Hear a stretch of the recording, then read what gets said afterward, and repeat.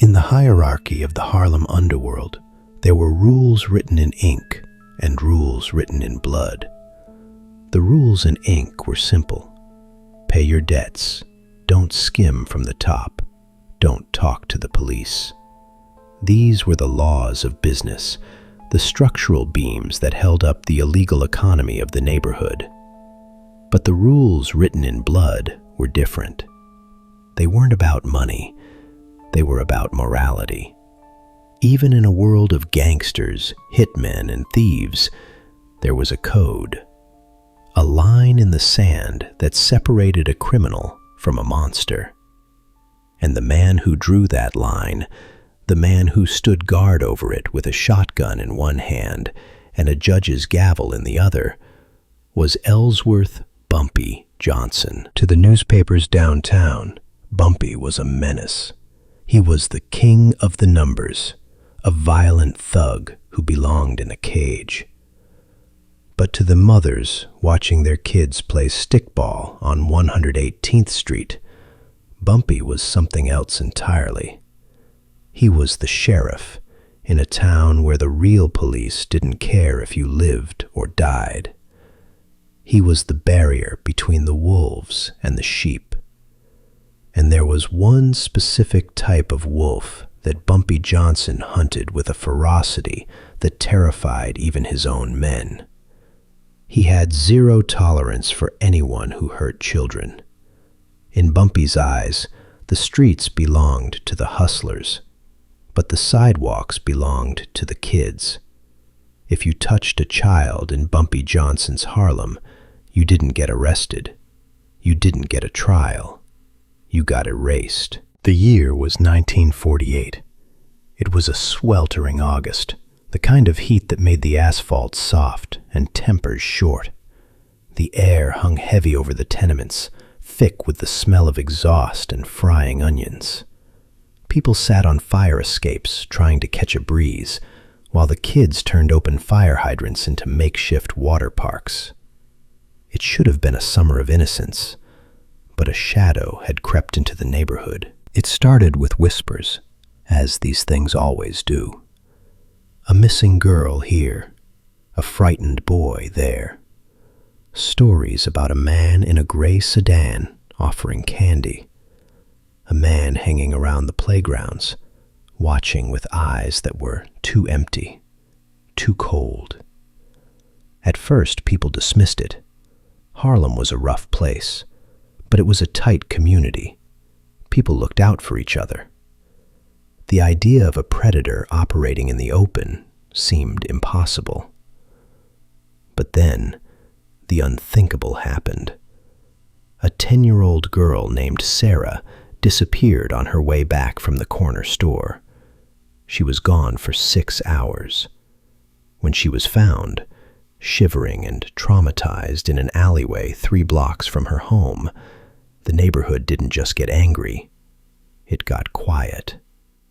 A terrified, suffocating silence descended on the block. The police were called, of course. 2 officers in a patrol car rolled through, took a report, asked a few questions, and left. They called it a civil disturbance. They filed the paperwork in a drawer that would never be opened again. To them, it was just another bad thing happening in a bad neighborhood. They didn't have the time, and they certainly didn't have the inclination, to hunt down a predator in Harlem. But Sarah's mother knew there was a higher court than the NYPD. She knew there was a man who listened when the law turned a deaf ear. Late that night, while the neighborhood locked its doors and pulled its shades, Sarah's mother walked to the Alhambra bar. She was a small woman, worn down by hard work and fear, but she walked with a singular purpose. She pushed past the doorman, past the drinkers and the gamblers, and walked straight to the back booth where Bumpy Johnson was holding court. The music didn't stop, but the conversation at the table did. Bumpy's lieutenants, men with scars and guns under their jackets, stiffened. You didn't just walk up to the king. But Bumpy raised a hand, silencing them. He looked at the woman.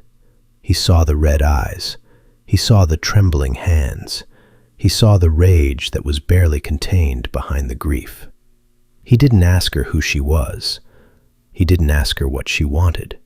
He simply pointed to the empty chair across from him. "Sit down, sister," Bumpy said. His voice was low, a rumble that seemed to vibrate in the table. "Tell me," she told him. She told him everything. She told him about the man in the gray car. She told him what had happened to her daughter. She told him about the police who didn't care. And then she looked Bumpy Johnson in the eye and asked for the only thing a mother in her position could ask for. She didn't ask for money.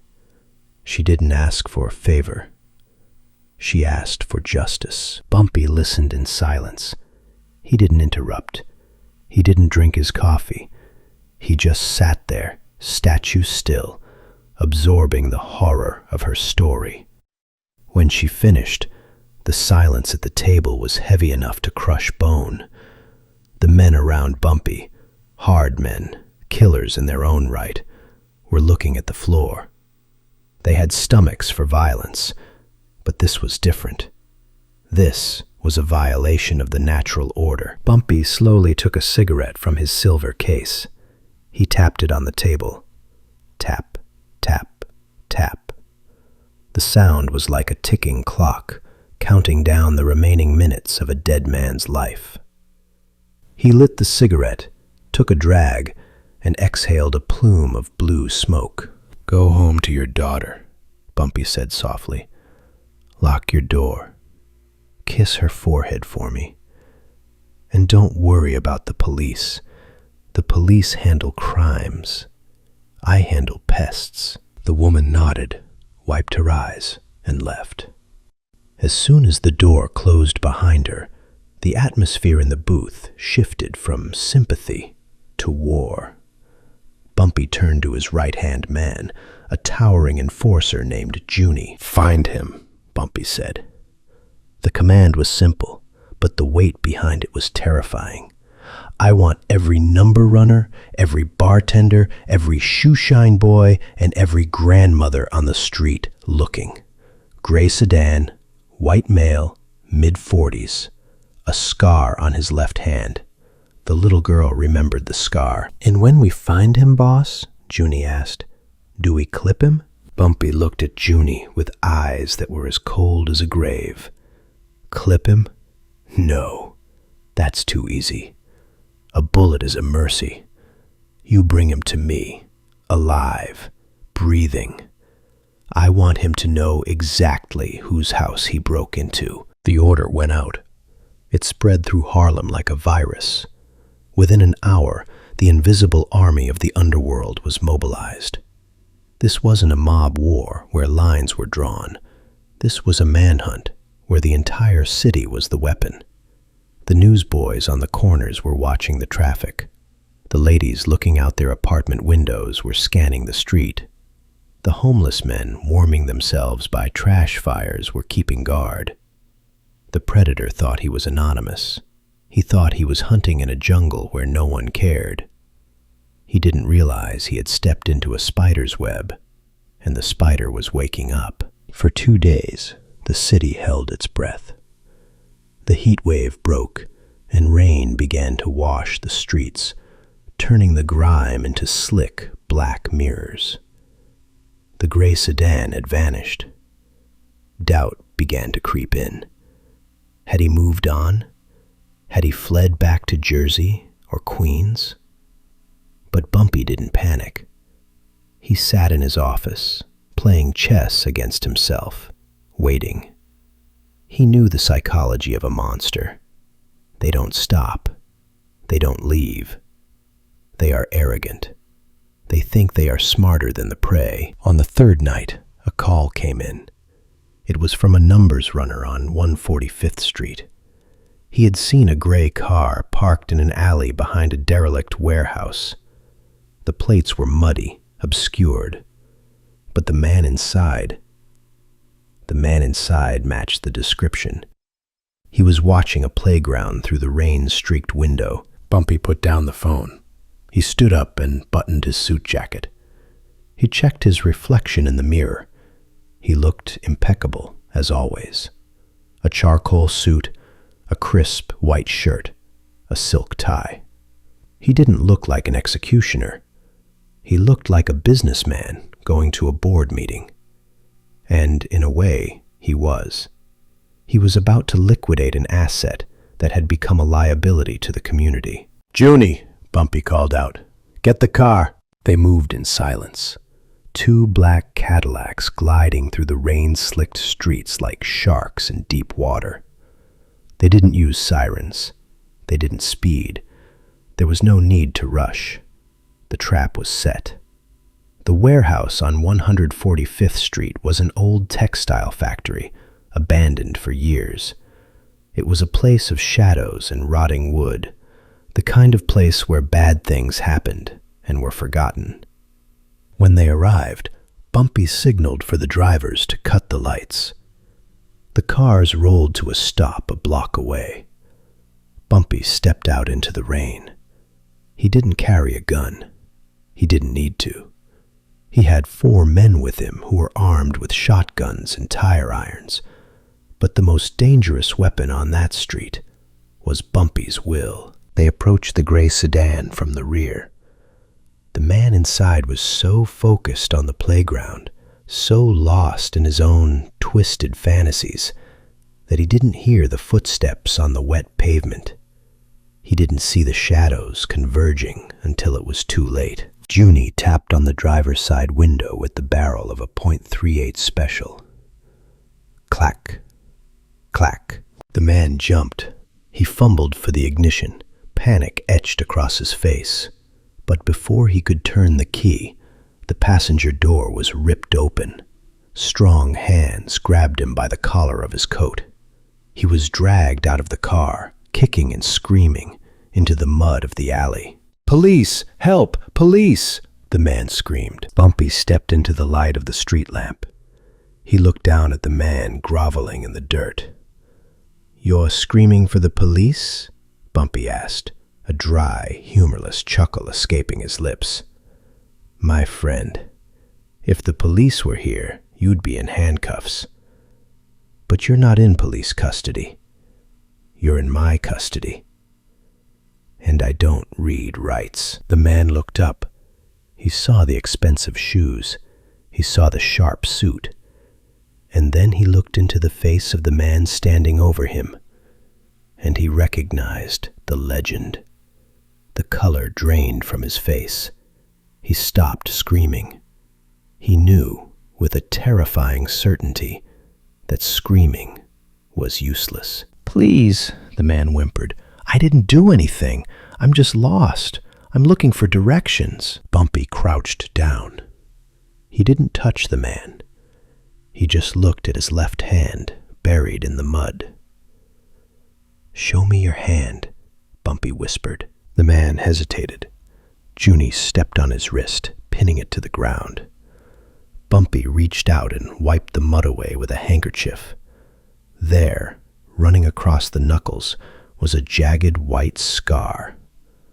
The mark of the beast. Bumpy stood up. He dropped the handkerchief.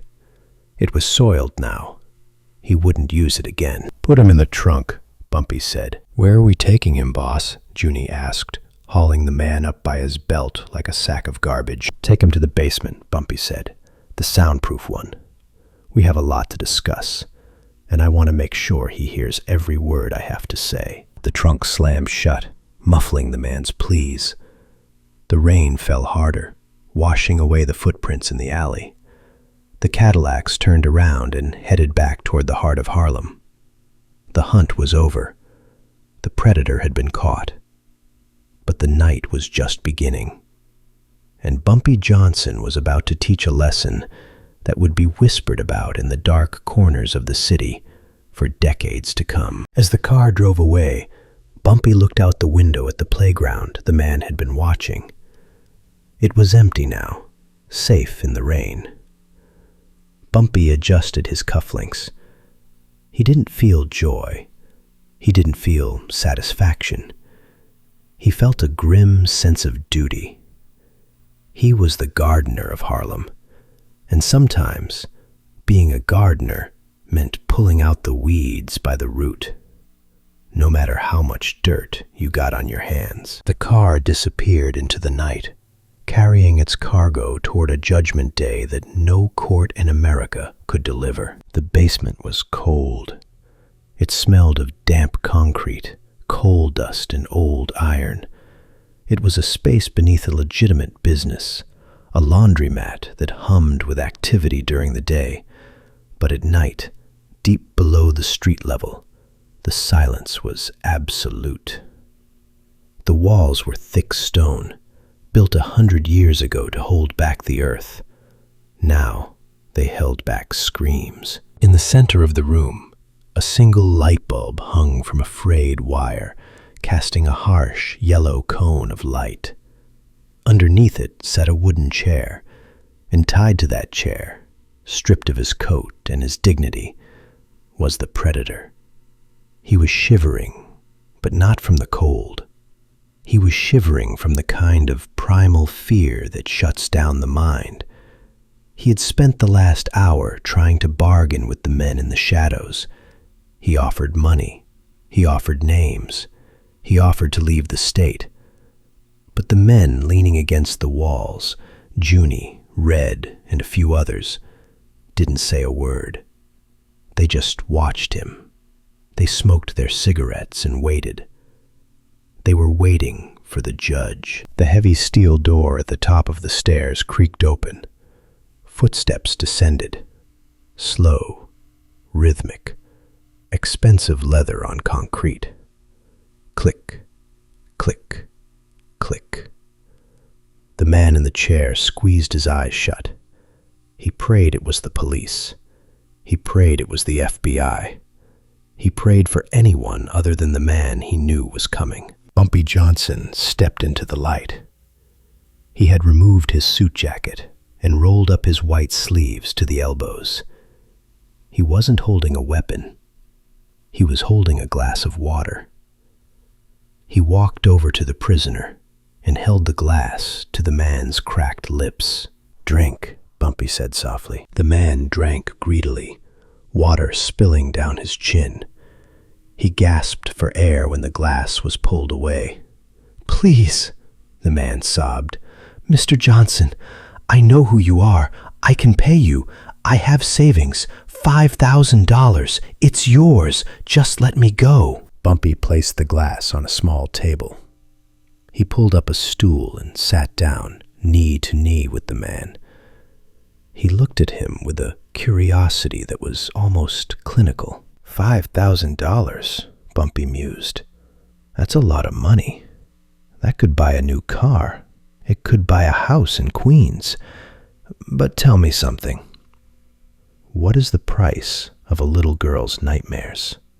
What is the exchange rate on innocence?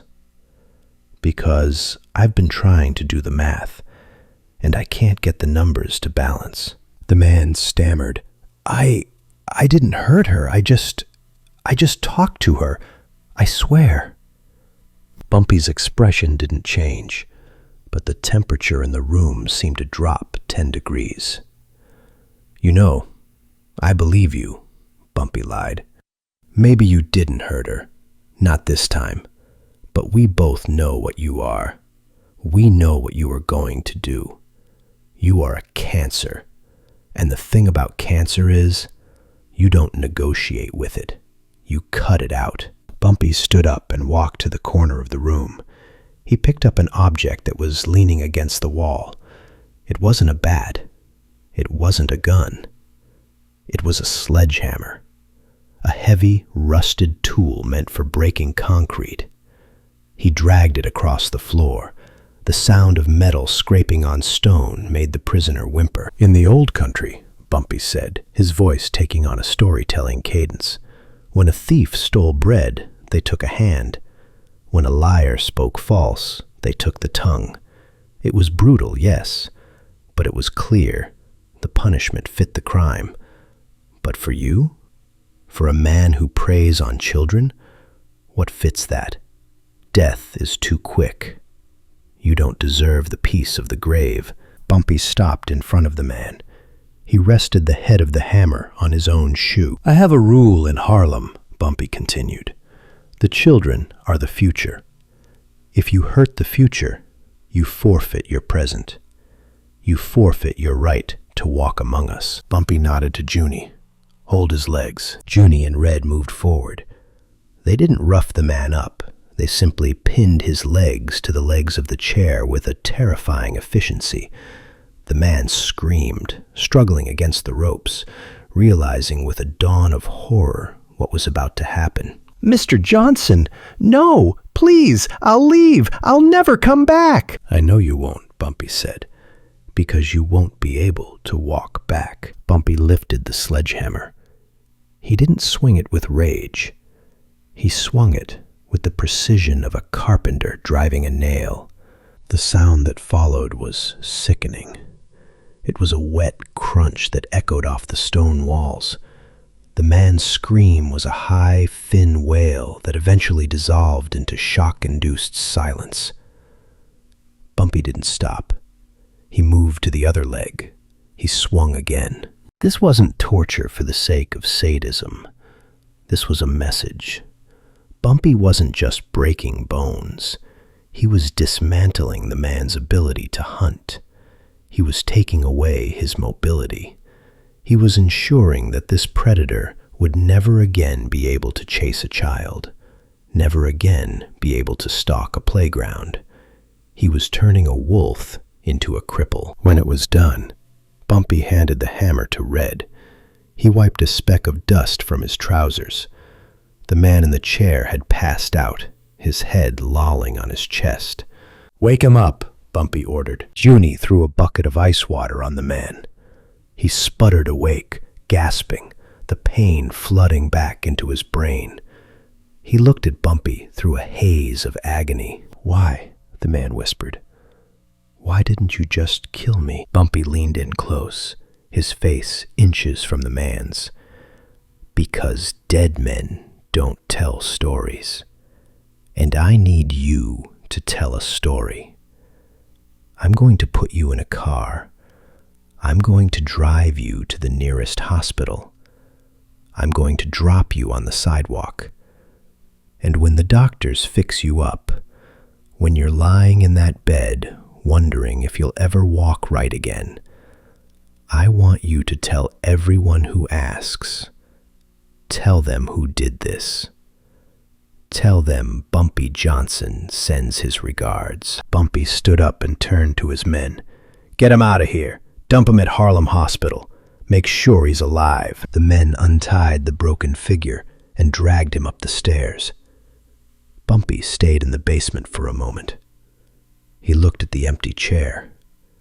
He looked at the single light bulb swaying gently. He felt the weight of what he had done. It wasn't clean work. It wasn't heroic work. But it was necessary work. The next day, the story hit the streets. It wasn't in the newspapers. The papers reported a mugging gone wrong. But the streets knew the truth. The word spread from the stoops to the pool halls. Bumpy caught the guy. Bumpy broke him. Bumpy let him live so he could crawl away as a warning. The effect was immediate. The fear that had gripped the neighborhood for a week evaporated. The children came back out to play. The mothers opened their windows again. The gray sedan was never seen again. The predator, crippled and terrified, fled the city the moment he was discharged from the hospital, disappearing into the oblivion of a broken life. But the message remained. It was a signal to every other lowlife, every other pervert, every other wolf thinking about coming uptown to find a victim. It was a billboard written in violence that said, "Not here." A week later, Sarah's mother returned to the Alhambra bar. She waited by the door until Bumpy looked up from his paper. She didn't come to the table this time. She just stood there, holding her daughter's hand. Sarah looked at the scary man in the suit. the man everyone whispered about. She didn't see a monster. She saw the man who made the bad man go away. Sarah smiled and gave a small wave. Bumpy Johnson, the gangster, the killer, the king of Harlem, paused. The hard mask of the Godfather slipped for just a second. He nodded, a genuine, soft nod. He lifted his hand and gave a small wave back. The mother and daughter turned and walked out into the sunshine. Bumpy watched them go. He took a sip of his coffee. "Junie," Bumpy said without looking up. "Yeah, boss? Send a turkey to their house next week. And make sure the rent is paid for the month. Tell the landlord it's a clerical error." "You got it, boss." Bumpy went back to his paper. The world outside judged him for his sins. They called him a criminal. They called him a plague on the city. And maybe they were right. He sold numbers. He sold protection. He lived a life of violence. But as he sat there, listening to the laughter of children filtering in from the street, Bumpy Johnson slept just fine, because in his kingdom, the lambs were safe, and the wolves were the ones who had to be afraid of the dark. Thanks for listening, folks.